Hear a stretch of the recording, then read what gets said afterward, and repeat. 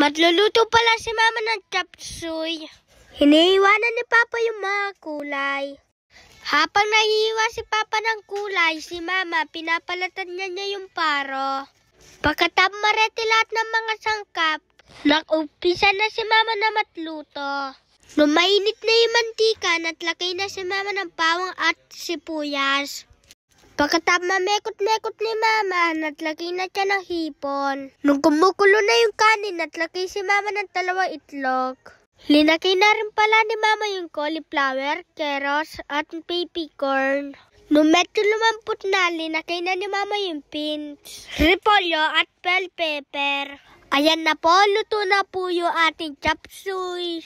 Masarap, malutong at healthy. Nagluto rin si Papa ng pirito isda. Ang sarap ng donut pancake ni Ninang Tutay.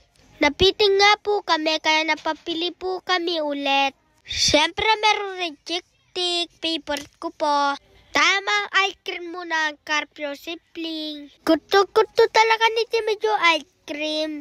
2 weeks na nahuli kami kumain na pancit canton. Kaya pinatluto kami ni Mama. May tira po pala kami na pantisal kaya ininit na ni Mama. Kani ang kalungkong naman yung kay Mama. Salamat yan pa, Manal Pepula out.